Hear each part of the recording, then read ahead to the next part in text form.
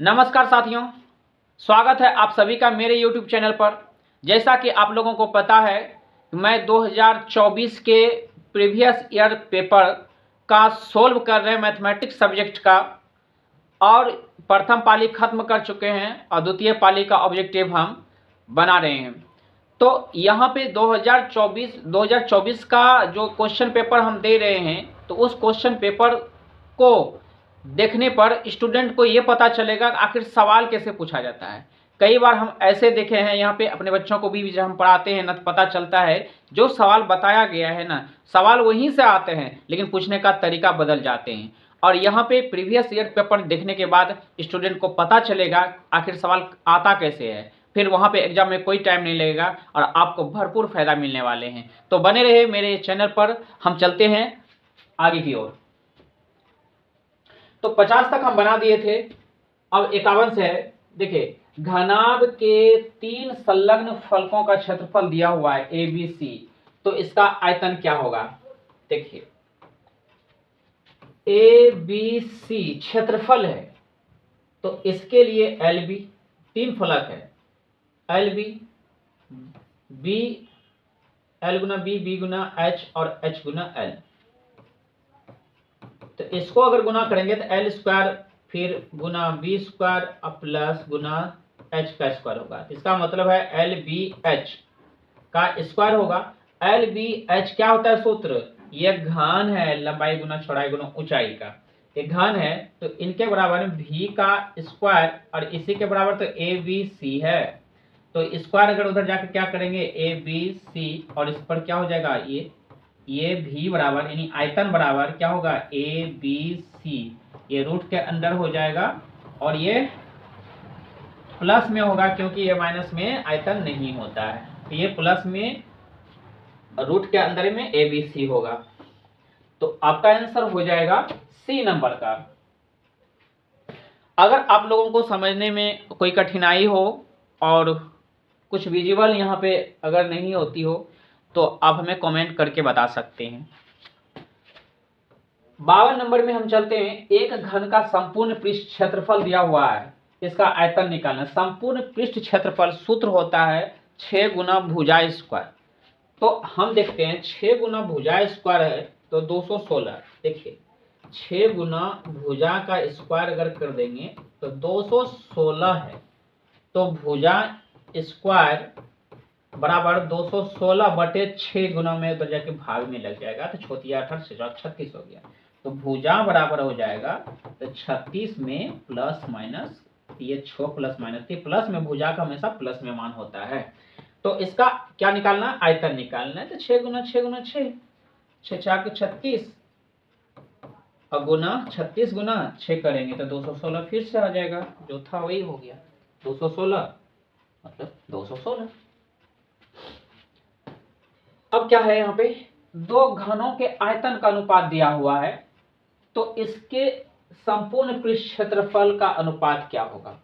देखिए घन का आयतन का अनुपात दिया है, तो आयतन एक अनुपात,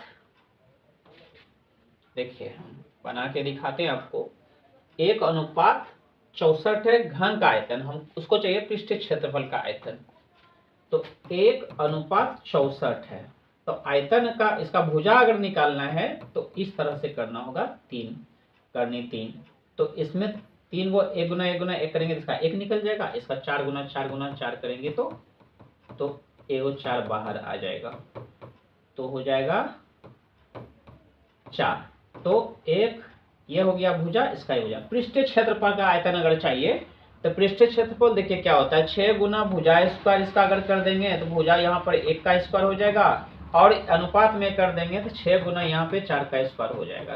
तो 6 6 खत्म हो गया, 1:4 4 16, तो 1:16 हो जाएगा इसका आंसर, 1:16 हो जाएगा। ये 53 का बी नंबर आंसर हुआ। अब हम 54 का बात करते हैं। दो वृत्तीय बेलन जिनका आयतन समान है, उनकी ऊंचाई का अनुपात दिया हुआ है, तो इनकी त्रिज्याओं का अनुपात क्या होगा।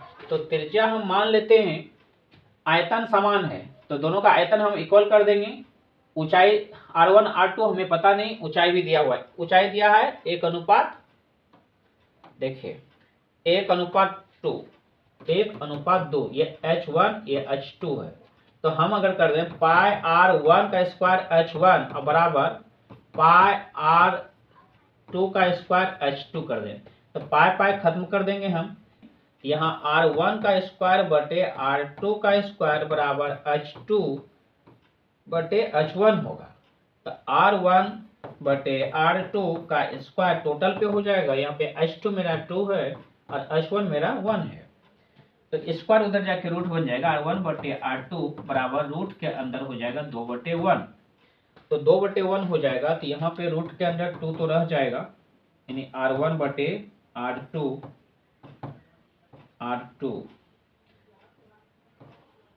तो यहाँ 1 हो जाएगा। तो R1 अनुपात R2 बराबर √2:1 हो जाएगा। ये हो गया आपका आंसर, √2:1। बी नंबर 55 है। एक बेलन का वक्र पृष्ठ क्षेत्रफल दिया हुआ है, इसके आधार का व्यास 28 सेमी है, तो इसकी ऊंचाई क्या होगी? एक बेलन का वक्र पृष्ठ क्षेत्रफल दिया हुआ 1760 सेंटीमीटर, अगर आधार का व्यास 28 सेंटीमीटर तो त्रिज्या 14 सेंटीमीटर, आधा होगा। तो हम करते हैं 1760 हो जाएगा वक्र पृष्ठ क्षेत्रफल 1760। तो बेलन का वक्र पृष्ठ क्षेत्रफल 1760 और त्रिज्या कितना है? 14 है। तो ऊंचाई चाहिए इसको, 2 पाई आर एच होता है, तो 1760 हो गया। 2 गुना 22/7 गुना त्रिज्या का मान 14 है गुना h बराबर 1760 हो गया। तो h यहीं रह जाएगा, तो 1760 गुना 7, इसके नीचे हो जाएगा 2 गुना 22 गुना 14। 7 दूनी 14 हम कटा देंगे 2 से, तो 11 से अगर कटेंगे तो 11 दूनी 22 हो जाएगा। इसको करेंगे 11 11 6 11 6 तो 66 0 हो जाएगा। तो 2 दूना 4 4 दूनी 8 8 से 2 दूना करेंगे 16 हो जाएगा और एक शून्य बैठा देंगे 20 हो गया। h का मान 20 हो गया, इसका h का मान 20 सेंटीमीटर आ गया। कहता है यदि केंद्र O और त्रिज्या R वाले वृत्त में कोण AOB थीटा है तो चाप AB की लंबाई क्या होगी? देखिए इस टाइप से दिया हुआ है, ये A है, ये B है, ये O है, ये थीटा का मान है, ये चाप निकालने बोलता है। ये वृत्त की परिधि का सूत्र लगा करके 2 पाई r परिधि हो गया और थीटा का मान जो है थीटा बटे 360, ये हो गया 2 पाई r थीटा बटे 360, 2 पाई r थीटा बटे 360 हो गया। B number answer. देखिए यदि किसी शंकु की तिर्यक ऊंचाई l दिया हुआ है, जो हम मानते हैं तिर्यक ऊंचाई वही हुआ, आधार की त्रिज्या r दिया हुआ है, तो शंकु का संपूर्ण पृष्ठ क्षेत्रफल होता है। तो वक्र पृष्ठ क्षेत्रफल और नीचे का पेंदा जो कि गोलाकार वृत्ताकार होता है, तो 2 pi R square pi R square जो वृत्त का क्षेत्रफल होता है और पाई आर होता है तो शंकु का वक्र पृष्ठ क्षेत्रफल। तो ये हो गया आपका पाई आर प्लस नीचे वाला पाई आर स्क्वायर। तो बी नंबर आंसर हो गया। 58 नंबर में दो गोलों के आयतनों का अनुपात दिया हुआ है, तो इनके पृष्ठीय क्षेत्रफलों का आयतन क्या होगा? तो दो गोले का आयतन दिया हुआ है 125 और 125 और 27, 125 और 27, और ये दो गोला का आयतन 4/3 पाई आर क्यू, इधर भी 4/3 पाई आर क्यू। तो उसका पृष्ठ क्षेत्रफल का आयतन पूछा है, पृष्ठ क्षेत्रफल का अनुपात। चलते देखते हैं। तो ये पाई और 4/3 पाई 4/6 खत्म हो गया, तो यहाँ पे हो जाएगा ये R1, यहाँ R1 R2 कर देंगे, तो R1 बटे R2 अगर रह जाएगा तो इसके अंदर हो जाएगा 125/27 और यहाँ पे 3, तो 125 5 इसका करनी 5 आएगा, घनमूल 5 आएगा, इसका घनमूल 3 आ जाएगा। तो R1 बटे R2 बराबर ये हो गया तो ये त्रिज्या R1 ये हो जाएगा, R2 ये हो जाएगा। इसका पृष्ठ क्षेत्रफल का आयतन होगा, क्योंकि गोला है, तो 4 पाई आर स्क्वायर बटे R1 का स्क्वायर 4 पाई R2 का स्क्वायर हो जाएगा। 4 पाई खत्म हो गया, R1 का स्क्वायर R2 का स्क्वायर हो गया, तो हो गया 25 बटे 3 तिया 9, तो 25:9 हो जाएगा। 25:9 हो जाएगा। 58 नंबर का बी हो गया। चलते हैं, तो बिना स्किप किए हुए आप लोग देखते जाएं, क्योंकि हर सवाल चेंज होता जा रहा है, हर सवाल चेंज होता जा रहा है। आपको कब एक अलग क्वालिटी का सवाल मिल जाए कहना मुश्किल है, इसलिए आप बिना स्किप किए हुए इसे लगातार देखते रहें। हम 59 नंबर का कर रहे हैं। 8 सेंटीमीटर त्रिज्या वाले गोले को पिघला करके एक 32 cm ऊंचाई के शंकु के रूप में ढाला जाता है। तो यहाँ पे है गोला और यहाँ है शंकु। शंकु की ऊंचाई दिया हुआ है, तो शंकु के आधार की त्रिज्या चाहिए। तो चलते हैं, ये 8 सेंटीमीटर होता है गोले का त्रिज्या, और ऊंचाई दिया है शंकु का 8 cm दिया है गोले की त्रिज्या, और 32 सेंटीमीटर ऊंचाई। 8 और 32 ये शंकु की ऊंचाई है, शंकु की ऊंचाई यानी h, और ये गोले की त्रिज्या है, गोले की त्रिज्या यानी r, इसको r मान लेते हैं।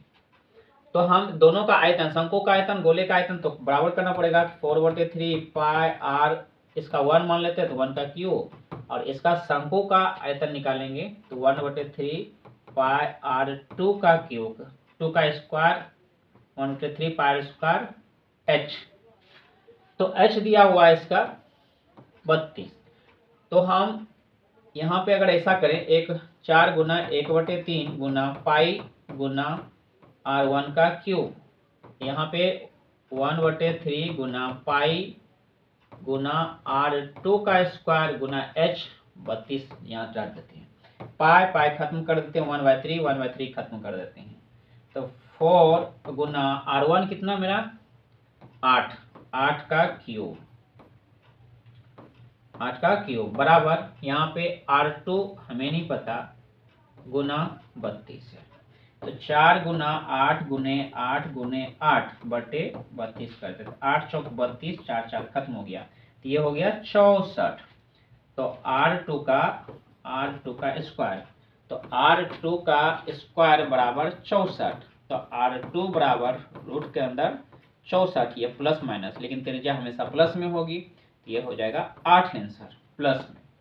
तो अब कहता है त्रिज्या ही खोज रहा था, त्रिज्या r2 8 हो गया, 8 सेंटीमीटर इसकी त्रिज्या निकल गई। यदि गोले का पृष्ठीय क्षेत्रफल दिया हुआ 6 गुना, अच्छा नहीं 4 पाई स्क्वायर, गोले का पृष्ठ क्षेत्रफल है ना, 4 पाई स्क्वायर 616 है, तो इसका व्यास क्या हो गया, तो 4 पाई स्क्वायर 616, 4 पाई r स्क्वायर बराबर 616, ये गोले का पृष्ठ क्षेत्रफल है।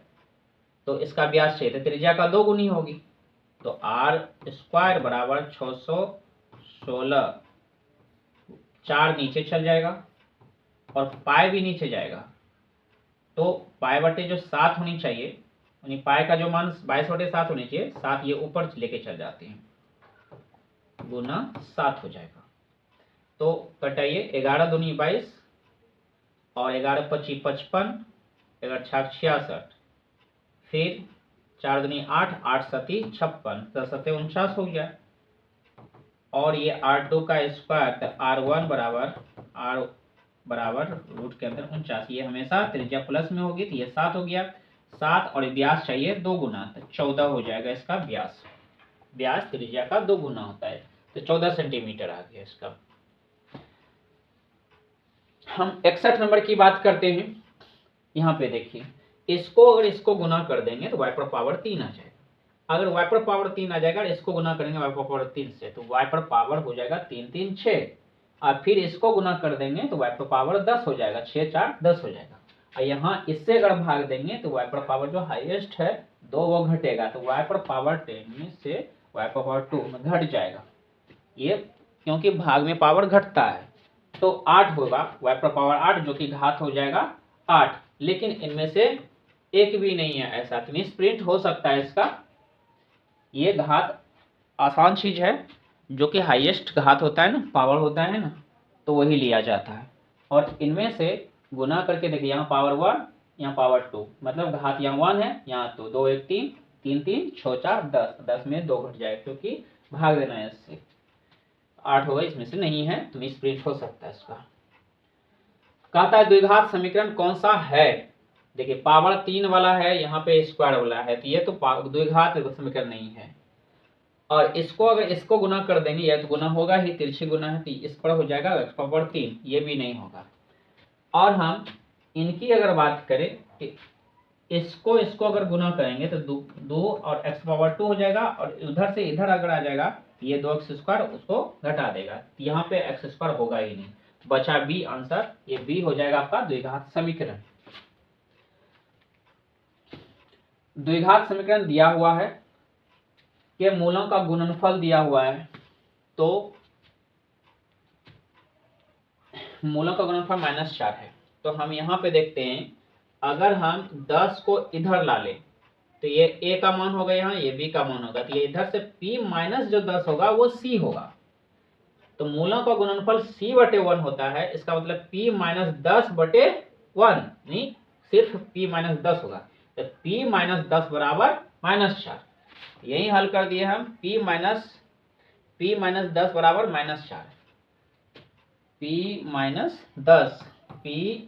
10 बराबर -4, तो p बराबर हो जाएगा -4 और प्लस में 10 बराबर हो जाएगा 6 आंसर। p का वैल्यू 6 हो गया।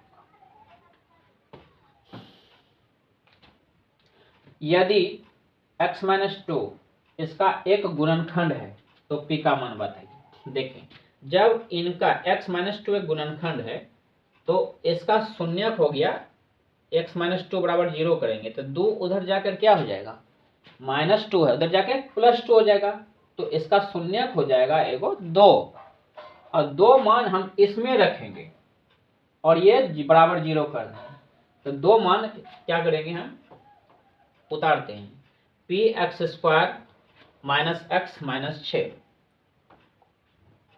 px² माइनस x माइनस 6, और ये हो जाएगा x माइनस 2 एगो गुणनखंड है, तो x बराबर 2 हो जाएगा, इसका शून्य, तो p गुना 2 का स्क्वायर माइनस 2 और माइनस 6 बराबर 0, तो 6 2 8 हो जाएगा, 2 दूनी 4p घटा 6 2 8 बराबर 0, तो 4p बराबर 8, तो p बराबर 8/2, 8/4, 4 दूनी 8, तो p का वैल्यू 2 हो गया, p का वैल्यू 2 हो गया। यहाँ पे हम कहते हैं के किस मान के लिए द्विघात समीकरण के मूल वास्तविक एवं समान होंगे, तो वास्तविक एवं समान अगर बोल रहा है तो d बराबर 0 निकालना पड़ेगा, तो d बराबर 0 होगा। तो हम इसको लेते हैं x² plus 6x plus k, x²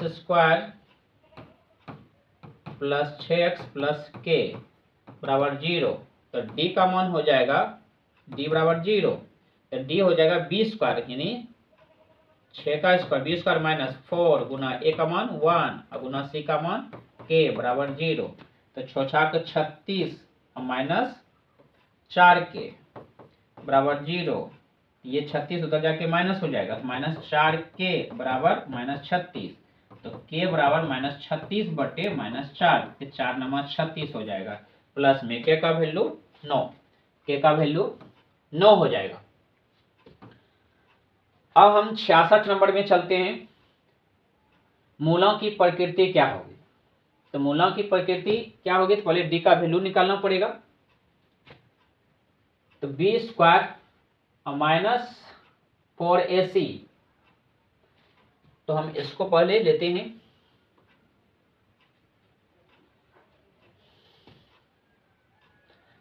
4/3 x² minus 2,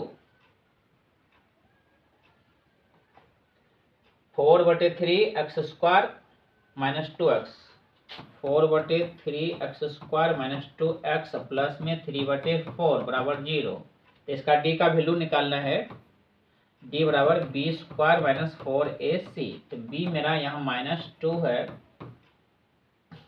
-4 Guna a का वैल्यू 4/3 और c का वैल्यू 3/4। ये तो कट ही गया, तो 2 दूनी 4 हो जाएगा और माइनस में भी 4 हो जाएगा।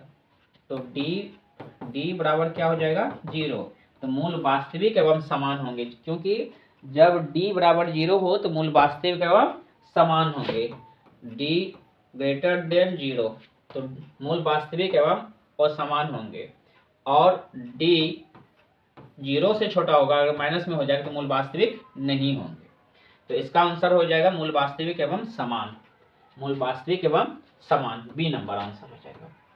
67 में यदि द्विघात समीकरण दिया हुआ है, इसका एक मूल ये है -6 है, तो दूसरा मूल क्या होगा। तो हम इस पर मान बैठा देंगे ना, इनमें से ऑप्शन जो दिया हुआ है इसका मान बैठा दीजिए, बराबर 0 आ जाएगा, जिससे भी आ जाए। जैसे 3 रखेंगे, 3 का स्क्वायर करेंगे, 3 तिया 9 हो जाएगा, और प्लस में 3 गुना 3 करेंगे 9, 9 + 9 18, 18 में 18 करेंगे 0 हो जाएगा। तो एक देख लिए हम, इसको रखने के बाद तो 0 आ जाता है, बस हो गया आंसर। इसको मान रखेंगे ना, अगर इस पर डिपुट करेंगे y के जगह पर -3, 6 और 5, तो आंसर 0 यानी 0 नहीं आएगा। तो आंसर आपका आ जाएगा 3, ए नंबर। हम 68 की बात करते हैं। यदि द्विघात समीकरण दिया हुआ है, इसका मूल अल्फा बीटा है, तो alpha square plus beta square का मान क्या होगा। तो हम इसको लेके चलते हैं, x² minus 8x plus 5, x² minus 8x, x² minus 8x plus 5 बराबर 0। तो अल्फा का स्क्वायर प्लस बीटा का स्क्वायर इसको चाहिए। तो यहाँ पे इसका सूत्र लिखेंगे, अल्फा का स्क्वायर प्लस बीटा का स्क्वायर सूत्र होता है अल्फा प्लस बीटा का square minus 2 alpha into beta. तो यहाँ पे क्या करेंगे, अल्फा प्लस बीटा यानी शून्यकाओं का योगफल, शून्यकाओं का योगफल क्या होता है -b/a। यहाँ पे -b माइनस सूत्र से आया -8 ये b और a का मान 1, और यहाँ पे हो जाएगा -2 अल्फा इंटू बीटा c/a यानी 5/1 यानी 5। तो यहाँ पे क्या है माइनस प्लस 8 घटा 5 दूनी 10, ये हो जाएगा माइनस में 2 आंसर हो जाएगा इसका।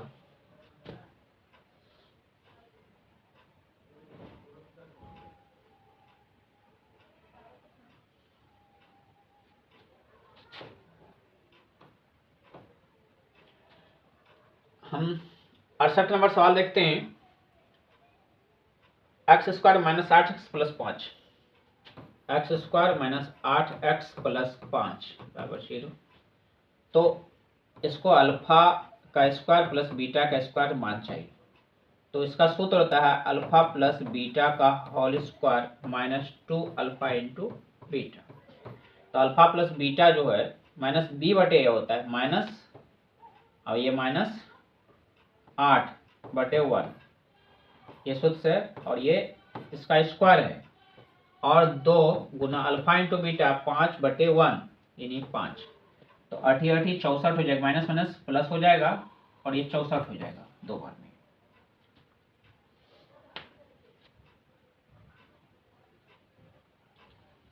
और यहाँ पे 5 दूनी 10, 64 10, 64 में 10 घटेगा 54, इसका आंसर 54 हो जाएगा, बी नंबर आंसर होगा। हम इसका द्विघात समीकरण जो मूल है, मूल का सूत्र, मूल निकालने का सूत्र है वही दिया हुआ है। इसको हम देखते हैं ax² minus bx minus c, ax² minus bx minus c बराबर 0। तो मूल होता है, मूल निकालने का सूत्र होता है -b प्लस माइनस √d/2a। तो यहाँ पे क्या हो जाएगा, तो पहले d का मान निकालना है हमें, d का वैल्यू, d निकालना अगर है, d बराबर b² माइनस 4ac। तो यहाँ हो जाएगा b मेरा -b है, minus b² minus 4 Guna a के जगह a और c के जगह माइनस c है। तो b का स्क्वायर करेंगे तो प्लस में b स्क्वायर हो जाएगा, ये माइनस माइनस प्लस 4ac हो जाएगा। तो d के जगह पे ये माइनस, ये सूत्र होता है माइनस b के जगह पे माइनस b है मेरा, और प्लस माइनस, और d के जगह पे ये मान निकाले b square minus 4ac plus 4ac, अब बटे 2 a के जगह पे a, ये माइनस माइनस प्लस हो जाएंगे b, और प्लस माइनस रूट के अंदर हो जाएगा b स्क्वायर प्लस 4ac और बटे 2a, ये हो गया। तो b प्लस माइनस रूट के अंदर b स्क्वायर प्लस 4ac बटे 2a, ये हो गया आंसर आपका b प्लस माइनस रूट के अंदर b स्क्वायर प्लस 4ac बटे 2a। हम 70 नंबर में चलते हैं। यदि x बराबर 2 दोनों समीकरण का उभयनिष्ठ मूल है तो q घटा p चाहिए इसे। तो इसको बोर्ड पे लेके चलते हैं। 70 नंबर सवाल यही है, इसका मूल दिया हुआ दोनों का उभयनिष्ठ मूल है, तो हम 2 के जगह x के जगह 2 रखेंगे, 2 गुना 2 का स्क्वायर प्लस 2 गुना ये 2 प्लस p बराबर 0, तो 2 दूनी 4 दूनी 8 प्लस 2 दूनी 4 प्लस p बराबर 0, 8 4 12 प्लस p बराबर 0, तो p बराबर माइनस 12 हो जाएगा। अब इसकी बात करें, q गुने x के जगह पे 2 का स्क्वायर हो जाएगा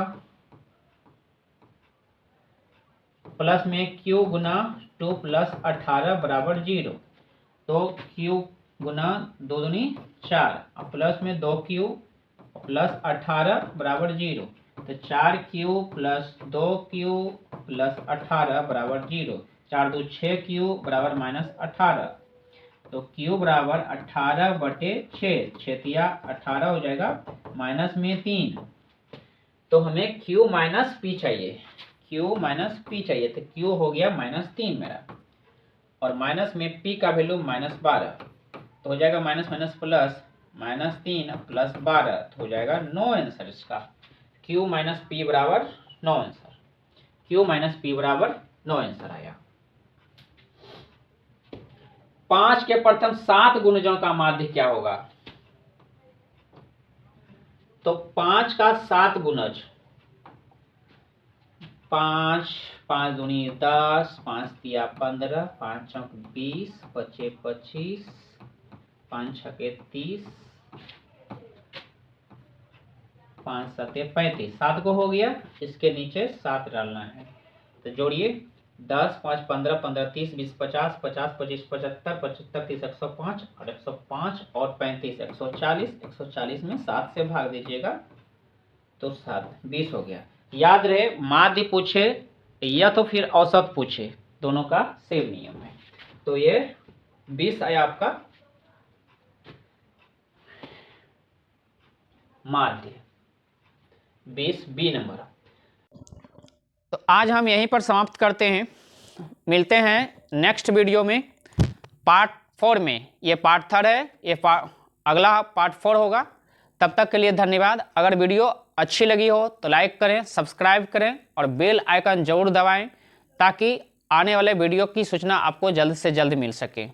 और आपकी लाइक कमेंट जो भी करते हैं, इससे हमें वीडियो बनाने में मदद मिलती है, इम्प्रेशन मिलते हैं, इसलिए आप लोग लाइक करते रहें, सब्सक्राइब करते रहें न्यू है तो, और कमेंट भी करके आपका अगर जो राय है, आपकी जो राय है तो वो आप हमें देते रहें। Thank you.